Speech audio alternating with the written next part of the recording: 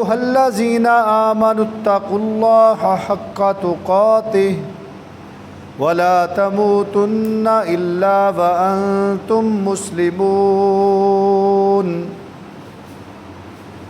يا أيها الذين آمنوا اتقوا الله وقولوا قولا سديدا يصلح لكم أعمالكم ويغفر لكم ذنوبكم ومن يطع الله ورسوله فقد فاز فوزا عظيما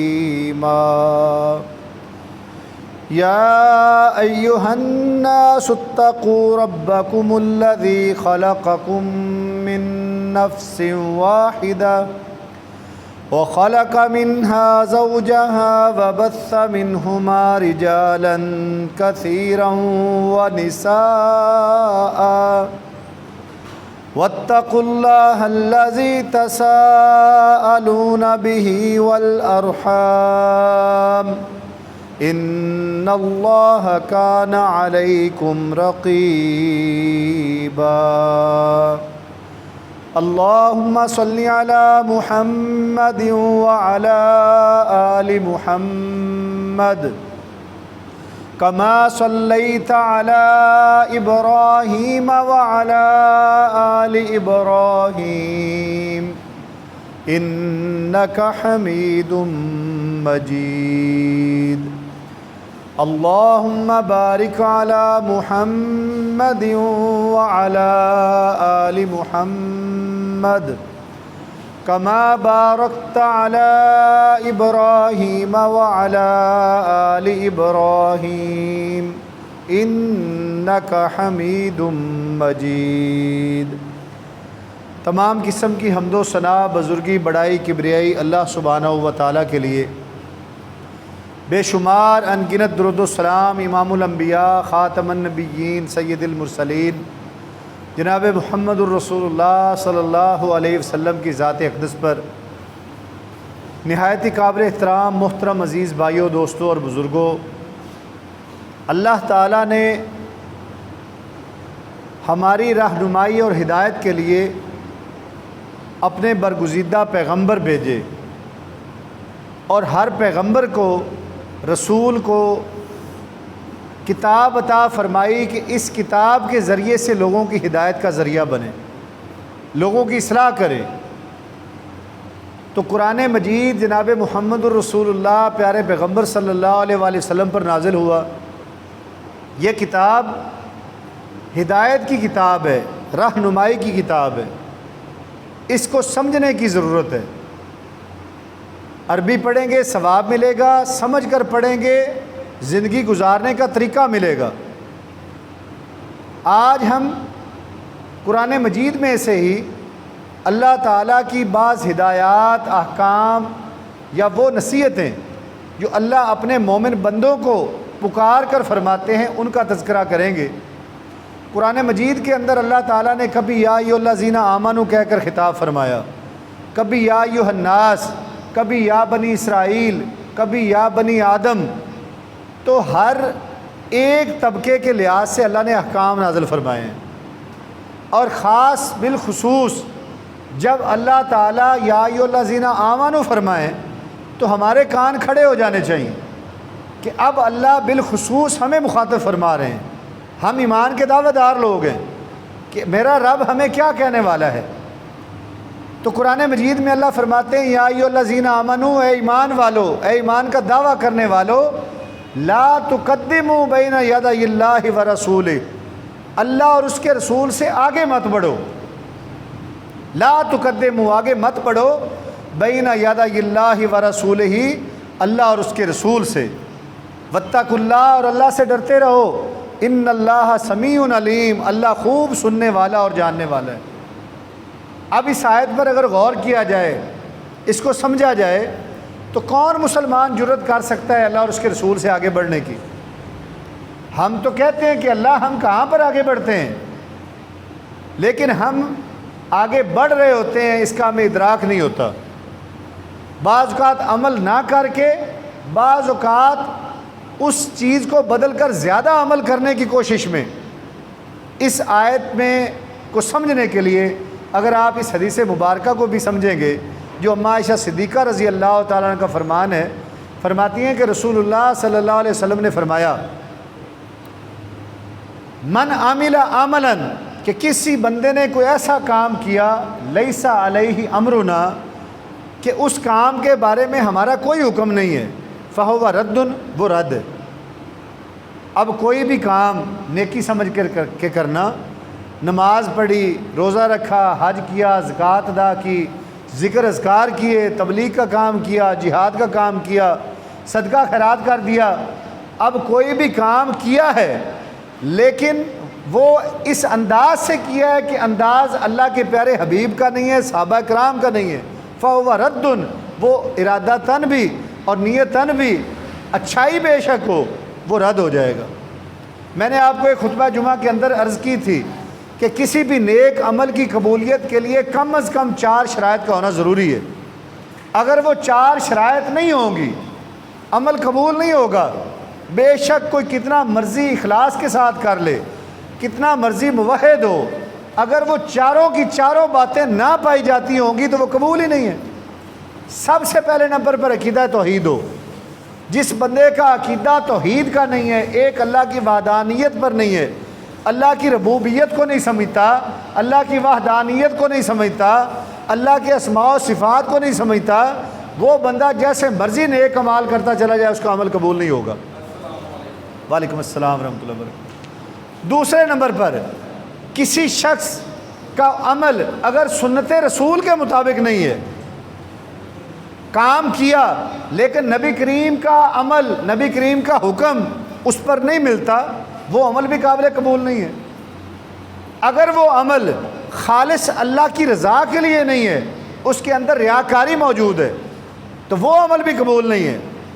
لوگوں کو دکھلاوے کے لیے کیا، نماز پڑھی، روزہ رکھا، صدقہ کیا، کوئی بھی نیک کام کیا، اچھا تھا لیکن دکھاوے کے لیے کیا، وہ اللہ کے ہاں بارگاہ میں قبول نہیں ہوگا۔ حدیث مبارکہ میں آتا ہے کہ قیامت کے دن جہنم کی آگ جن 3 لوگوں سے بھڑکائی جائے گی، اب وہ 3 لوگ جو سب سے پہلے جہنم میں ڈالے جائیں گے وہ بڑے بڑے نیک عمل والے لوگ ہوں گے۔ ایک قاری قرآن، ایک مجاہد شہید اور ایک سخی، ان تینوں اعمال کی فضیلت حدیث کے اندر بڑی آئی ہے۔ شہید کا رتبہ کہ شہید اپنے خاندان میں سے کم و بیش 100 افراد کی شفاعت کا باعث بنے گا۔ قاری قرآن جس نے اللہ کے قرآن کو خوبصورت انداز سے سیکھا، پڑھا اور آگے پڑھایا، اللہ نے اس کو سب سے بہترین شخص قرار دیا ہے۔ خیرکم من تعلم القرآن وعلمہ، کہ تم میں سے بہترین شخص وہ ہے جو قرآن کا علم سیکھتا بھی ہے اور آگے سکھاتا بھی ہے۔ تجوید سیکھنا علم ہے، اس کے مطالب اور مفاہیم کو سیکھنا علم ہے، لیکن کتنا اچھا عمل کرنے والا یہ بندہ جہنم میں کیوں چلا جائے گا؟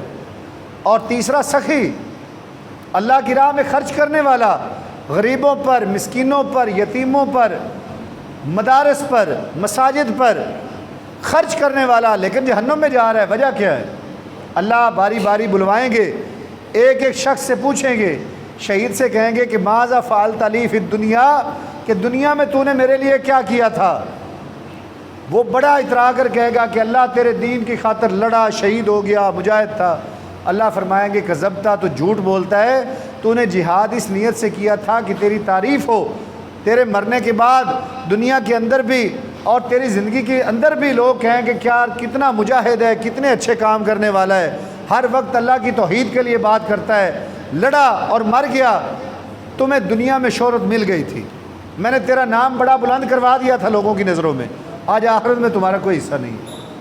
سخی کو بلوایا جائے گا، ماذا فعلت لی، وہ کہے گا کہ اللہ میں نے اپنے مال میں سے بڑا خرچ کیا ہے، غریبوں کے بچوں کو کپڑے لے کر دیے، جو غریب تھے تعلیم حاصل نہیں کر سکتے تھے میں نے خرچ کر کے ان کو تعلیم دلوائی، جو غریب تھے اپنے گھر کے حوالے سے ان کو کوئی مال مویشی کی کمی تھی، کھانے پینے کے معاملات کی کمی تھی، ان کو میں نے راشن پیک دیے، رمضان پیک دیے، بڑا خرچ کرتا رہا ہوں۔ اللہ فرمائیں گے کہ تو جھوٹ بولتا ہے، تو نے میرے لیے خرچ نہیں کیا، بلکہ تو نے اس لیے خرچ کیا تھا کہ جب الیکشن کا دور آئے گا، ووٹ آئیں گے، وہی نیکیاں یاد کروا کر کے میں نے تمہارے لیے یہ کیا، میں نے تمہارے لیے یہ کیا، تم ووٹ بھی مانگو گے، دنیا میں شہرت بھی مانگو گے۔ میں نے دنیا میں تمہارا نام روشن کر دیا تھا، دنیا میں لوگوں نے تمہاری تعریفیں کی ہیں کہ فلاں بندہ بڑا خرچ کرنے والا ہے، حصہ مل گیا تمہیں تمہارا، اب آخرت میں تمہارا کوئی حصہ نہیں۔ ایسے ہی قاری قرآن ہم بھی کیا کرتے رہے دنیا میں؟ اللہ تیری کتاب کا علم سیکھا، لوگوں کو سکھایا، قرآن کی ترویج کرتا رہا، بڑے خوبصورت انداز سے قرآن پڑھ کر لوگوں کو سناتا رہا تاکہ تو راضی ہو جائے۔ اللہ فرمائیں گے کذبتا، تو جھوٹ بولتا ہے، تو نے یہ کام صرف اپنی مشہوری کے لیے کیا کہ جب میں تقریر کروں، تلاوت کروں، لوگ میرے جانے کے بعد میری تعریفیں کریں کہ کمال کا خطیب تھا، کمال کا قاری تھا، بڑی اچھی تلاوت کر گیا، بڑی اچھی نعتیں پڑھ گیا، بڑی اچھی تقریریں کر گیا۔ میں نے دنیا میں تمہاری تعریف کروا دی تھی، اب آخرت میں تمہارا کوئی حصہ نہیں۔ میرے عزیز بھائیوں، ریاکاری نیکیوں کو کھا جاتی ہے، دکھاوا نیکیوں کو ختم کر دیتا ہے۔ اب کوئی بندہ اللہ کی رضا کی خاطر کام نہیں کرتا تو قبول نہیں ہوگا۔ اور آخری چیز جو عمل کی قبولیت کے لیے ہے وہ یہ ہے کہ انسان کا اگر رزق حرام کا ہے، وہ رشوت والا ہے، وہ سود والا ہے، وہ بہنوں کا حق کھایا ہوا ہے، اور اس رزق کو کھا کر کوئی بھی عبادت کرے گا، اس کی عبادت قبول نہیں ہوگی۔ اب یہ اتنے شرائط کے بعد اگر کوئی بندہ کوئی عمل کرتا ہے لیکن اس کے باوجود وہ کوئی ایسے اعمال میں مبتلا ہو جاتا ہے، وہ توحید پرست بھی ہے، مانتا ہے توحید کو، وہ سنت پر عمل کرنے والا بھی ہے، وہ رزق حلال کمانے والا بھی ہے، لیکن قرآن کیوں کہہ رہا ہے لا تقدموا بین یدی اللہ ورسولہ، اللہ اور اس کے رسول سے آگے مت بڑھ جانا۔ آج آپ شریعت کا کوئی عمل دیکھ لیں، لوگوں نے اس کو اتنا بڑھا چڑھا کر اتنا آگے بڑھے کہ شریعت تو بہت پیچھے رہ گئی ہے۔ ہم اس شریعت کے عمل پر ہی عمل کر لیتے جو اللہ نے نازل کی ہے، ہماری بخشش کے لیے وہ کافی تھا۔ آج آپ دیکھیں مسلمانوں کے اپنے کتنے فرقے بن چکے ہیں، غیر مسلم پریشان ہو جاتا ہے کہ میں کون سے فرقے کا مسلمان بنوں۔ ہر بندہ اپنے آپ کو حق پر سمجھ رہا ہے، اور یہاں تک بھی غلط بات نہیں ہے کہ چلو وہ اپنا عمل کرتا اور اپنے آپ کو حق پر سمجھتا۔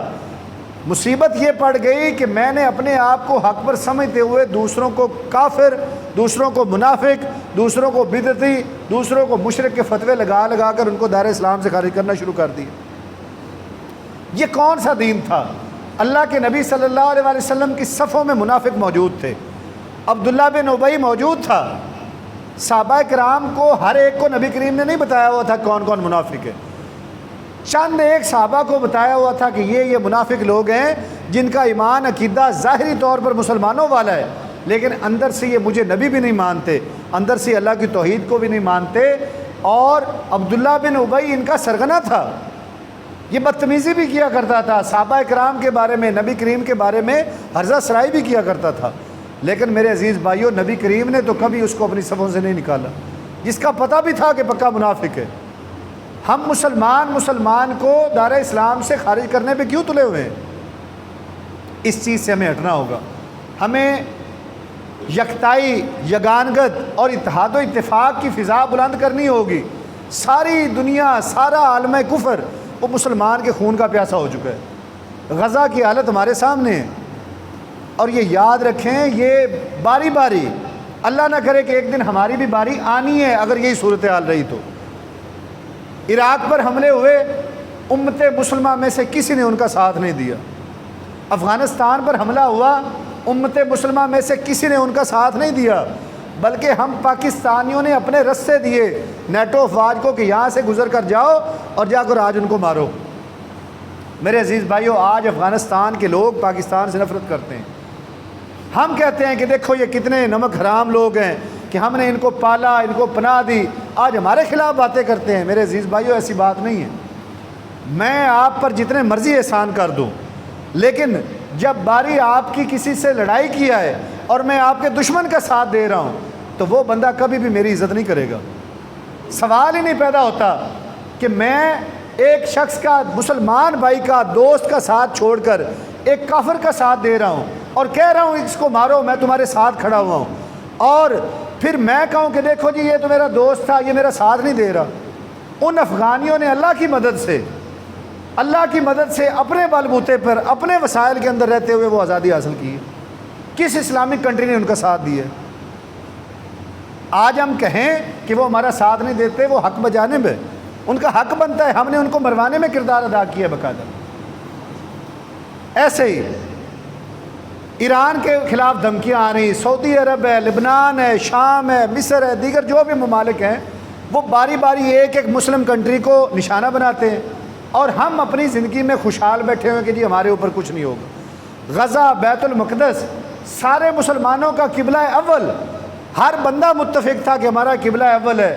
جو کچھ آج وہاں پہ ہو چکا ہے، ان کے کتے کو بھی تکلیف پہنچے، ان کی بلی کو بھی تکلیف پہنچے، تو وہ ان کی تنظیمیں سر اٹھا کے کھڑی ہو جاتی ہیں، این جی اوز کھڑی ہو جاتی ہیں کہ دیکھو جی یہ تو جانوروں کے بھی حقوق ہیں، شکار کرنا منع ہے، جانوروں کو مارتے ہو۔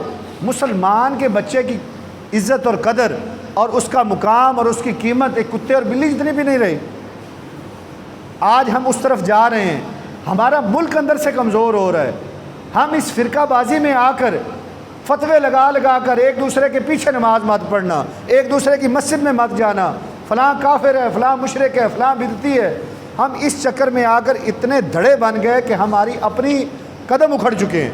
اللہ نہ کرے کہ کل کو اگر ہمارے اوپر حملہ ہوتا ہے دشمنان اسلام کا، کافر قوموں کا، اس نے یہ نہیں دیکھنا کہ یہ بریلویوں کی مسجد ہے، یہ دیوبندیوں کی مسجد ہے، یہ اہل حدیثوں کی مسجد ہے، اس نے یہ دیکھنا ہے کہ جو بھی کلمہ گو ہے اس کو مارو، ان کو قابو کرو، یہ فنڈامنٹلسٹ ہیں، یہ ایکسٹریمسٹ ہیں، یہ ٹیررسٹ ہیں، یہ سارے اسٹ والی ڈگریاں انہوں نے مسلمانوں کو دے رکھی ہیں۔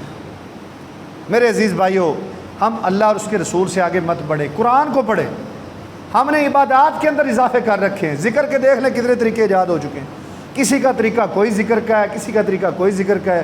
کہ اللہ اور اس کے رسول اور اس کے جو صحابہ کرام ہیں نبی مکرم صلی اللہ علیہ وسلم کے، وہ ذکر اذکار نہیں فرمایا کرتے تھے؟ دین مکمل ہے، دین مکمل ہے۔ الیوم اکملت لکم دینکم، اللہ نے خود فرما دیا کہ آج کے دن میں نے تمہارا دین مکمل کر دیا۔ اب مکمل دین کے اندر کیسے ہو سکتا ہے کہ ذکر کی رہنمائی نہ مل رہی ہو، معیشت کی رہنمائی نہ مل رہی ہو، سیاست کی رہنمائی نہ مل رہی ہو؟ ہر چیز کی رہنمائی موجود ہے، ہم ڈھونڈتے نہیں ہیں، ہم غور و فکر نہیں کرتے ہیں۔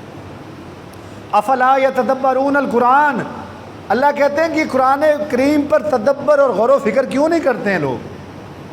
میرا اور آپ کا کام دنیا کے اندر آ کر کھا پی کے دکانداری کر کے چلے جانا نہیں ہے، ذمہ داریاں ہیں، مشکل حالات آتے ہیں۔ یاد رکھیں کہ جو شخص اللہ کا محبوب بھی ہو، نبی مکرم صلی اللہ علیہ وسلم کا تابع دار اتباع کرنے والا بھی ہو، اور وہ یہ سمجھے نا کہ میری زندگی بڑی آسان اور سہل ہوگی، اس کے ایمان اور عقیدے میں کہیں فرق ہے۔ کیوں؟ رسول مکرم صلی اللہ علیہ وسلم سے بڑھ کر اللہ کو کوئی محبوب نہیں تھا، صحابہ کرام سے بڑھ کر اللہ تعالیٰ کو روئے زمین پر کوئی انسان محبوب نہیں تھے۔ ان کی زندگیوں کو تو پڑھیں، مشکل زندگیاں تھیں۔ ہم اسی شکوے میں پڑے ہوتے ہیں، مہنگائی، کھانا پینا، مہنگائی بڑی ہو گئی جی، غربت بڑی ہو گئی، گیس نہیں ہے، بجلی نہیں ہے، ہم اپنے وسائل پر ہی رونا رو رہے ہیں۔ ہم کبھی بھی اللہ تعالیٰ کے احکامات پر عمل کرنے کی فکر نہیں کرتے، آپس میں اتحاد و اتفاق کی فکر نہیں کرتے، دین کو سمجھنے اور پڑھنے کی فکر نہیں کرتے۔ ہماری اولادیں سب کے یہی خواب ہیں کہ ہمارے بچے ڈاکٹر، انجینئر، ڈی سی او، ڈی پی او بن جائیں۔ دینداری کی طرف بہت کم لوگوں کی توجہ ہے، اور جو دین کی طرف لوگ لائیں اپنے بچوں کو متوسط طبقہ یا غریب طبقہ ہے۔ ایلیٹ کلاس مدارس کے اندر اپنے بچوں کو پڑھانے کے لیے آمادہ ہی نہیں ہوتے، وہ یہی سمجھتے ہیں کہ یہ مولویوں کا کام ہے۔ تو میرے عزیز بھائیوں، اللہ کہتے ہیں اللہ اور اس کے رسول سے آگے مت پڑھو۔ جو عبادت کے طریقے اللہ نے ہمیں قرآن و سنت میں دیے ہیں، صحابہ کرام رضوان اللہ تعالیٰ علیہ مجمعین نے اپنی سیرت کے ذریعے سے بتائے ہیں، ان کو کرنا ہے، کوئی اضافی کرنے کی ضرورت نہیں ہے۔ لیکن ہم وہی نہیں کر پا رہے جو اللہ تعالیٰ نے ہمارے اوپر فرض کر دیے، جو صحابہ کرام نے کر کے دکھا دیے۔ جب ہم قرآن اور سنت اور عمل صحابہ پر اکٹھے ہو جائیں گے، یہ فرقے خود بخود ختم ہو جائیں گے۔ فرقہ کب بنتا ہے؟ جب شخصیت کی بنیاد پر ہو، جب ہم کسی شخصیت کی اتباع شروع کر دیتے ہیں، ہم جب کسی شخصیت کی کتاب کو، اس کی بات کو حرف آخر سمجھنا شروع کر دیتے ہیں، تو ایک فرقہ وجود میں آ جاتا ہے۔ آپ دیکھ لیں جتنے بھی یہ مذہبی فرقے ہیں، ہر کسی نے اپنی ایک شخصیت کو سامنے کھڑا کیا ہوتا ہے اور اس کی لکھی ہوئی کتاب کو سامنے لا کر کھڑے کرتے ہیں، اور اس پر اختلاف ہو سکتا ہے، انسانوں کی سوچ پر اختلاف ہو سکتا ہے۔ مثال کے طور پر ہمارے مسلمانوں کی ایک کثیر تعداد بریلوی مکتبہ فکر کی ہے، اب ان کے امیر ہیں مولانا الیاس قادری صاحب، ان کی کتاب فیضان سنت ہے، اس سے بے شمار مسلمان اختلاف کر سکتے ہیں، ان کی ذات سے بھی کر سکتے ہیں، ان کی کتاب سے بھی کر سکتے ہیں۔ ایسے ہی ہمارے دیوبندی مکتبہ فکر میں فضائل اعمال کتاب کی بڑی مشہوری ہے، احادیث ہیں، دعوت و تبلیغ کے طریقہ موجود ہے، لیکن مولانا زکریا کاندلوی کی ذات سے اور ان کی کتاب سے اختلاف ہو سکتا ہے۔ ایسے اہل حدیثوں میں منہاج المسلم کتاب ہے، ریاض الصالحین لکھنے والے کتاب ہیں، کسی نے بھی کوئی کتاب لکھی، کتاب پر اس شخصیت پر اختلاف ہو سکتا ہے۔ اگر اختلاف نہیں ہو سکتا تو اللہ کے قرآن محمد عربی کے فرمان پر نہیں ہو سکتا۔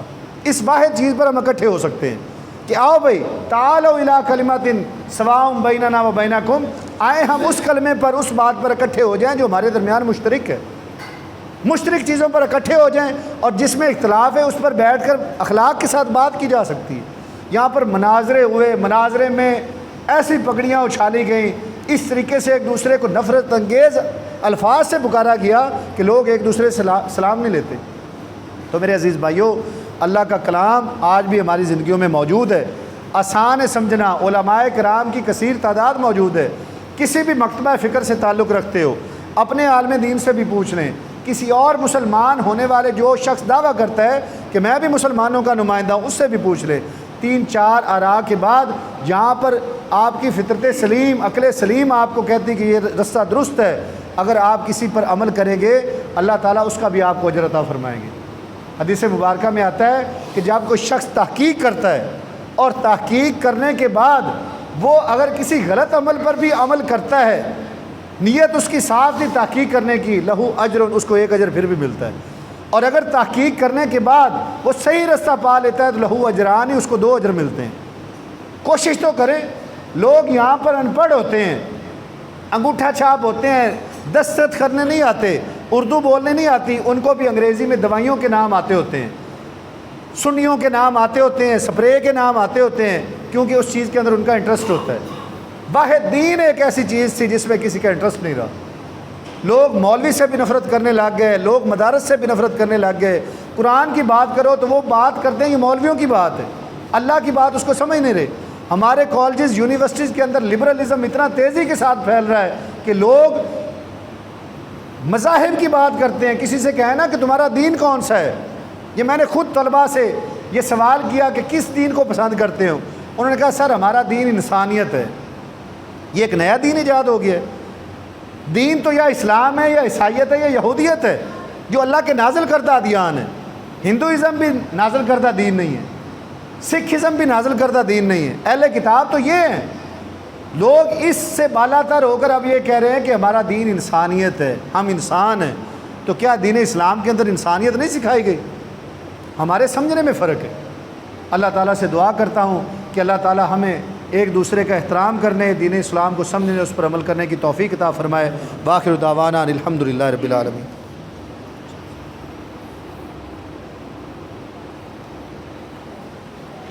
ان الحمد للہ نحمده ونستعینه ونستغفره ونعوذ باللہ من شرور انفسنا ومن سیئات اعمالنا من يهده الله فلا مضل له ومن يضلل فلا هادي له ونشهد ان لا اله الا الله وحده لا شريك له ونشهد ان محمدا عبده ورسوله۔ عزیز بھائیو، یہ مساجد اور مدارس یہ دین اسلام کے قلعہ ہیں۔ جہاں جہاں مسجدیں آباد رہی ہیں، مدارس آباد رہے ہیں، یہیں سے یہ نرسیاں نکل کر دین کی آبیاری کرتی رہی ہیں۔ مختلف پروپیگنڈا کے ذریعے سے مساجد کو بھی بدنام کرنے کی کوشش کی گئی، داڑھی والے، پگڑی والے، ٹخنوں سے اونچی شلوار رکھنے والے کو بھی بدنام کرنے کی کوشش کی گئی، اور معنی بدل بدل کر جہاد کو دہشت گردی کا نام دیا گیا، اسلام کو، نماز کو پریکٹس کا نام دیا گیا، زکوٰۃ کو مال پاک کرنے کا نام دیا گیا کہ اس کا مطلب پاک ہونا ہے۔ تو لفظی معنی بیان کر کر کے دین سے دور کرنے کی کوشش کی گئی ہے۔ تو مساجد اللہ کے گھر ہیں، مساجد کی خدمت کیا کیجیے، مدارس کی خدمت کیا کیجیے، مانگنا نہ پڑے۔ کہیں پر بھی اور اس چیز سے بھی بالا تر ہو جائیں کہ کس مسلک کس مذہب کی مسجد ہے۔ ان المساجد للہ، مسجد اللہ کی ہیں۔ اور یہ بھی یاد رکھیں کہ میرے پاس کوئی اختیار نہیں ہے کہ میں اس مسجد کے اندر پابندی لگاؤں کہ فلاں مسلک کا بندہ آ سکتا ہے فلاں کا نہیں آ سکتا۔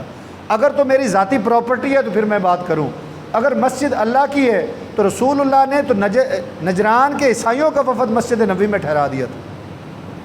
قرآن مجید کے اندر باقاعدہ واقعات ملتے ہیں، تفاسیر موجود ہیں کہ نجران کا ایک وفد نبی کریم سے مباحثہ کرنے مباہلہ کرنے کے لیے آیا تھا، بحث کرنے کے لیے آیا تھا، حالانکہ ایک دشمنی کی نیت سے آ رہے ہیں، بحث کرنے کے لیے آ رہے ہیں، لیکن اللہ کے پیارے حبیب نے مسجد نبوی کے اندر ٹھہرایا اور اجازت دی کہ تم اپنے دین کے مطابق اس کے اندر عبادت کرو۔ مسجد نبوی کے اندر پیشاب کرنے والے شخص کو صحابہ کرام اٹھے ہیں پکڑنے کے لیے، آپ نے منع فرما دیا کہ اس کو علم نہیں ہے کہ یہ تقدس والی جگہ ہے، پاک جگہ ہے۔ اتنی اخلاق، شفقت اور محبت کے ساتھ لوگوں کو اکٹھا کیا ہے۔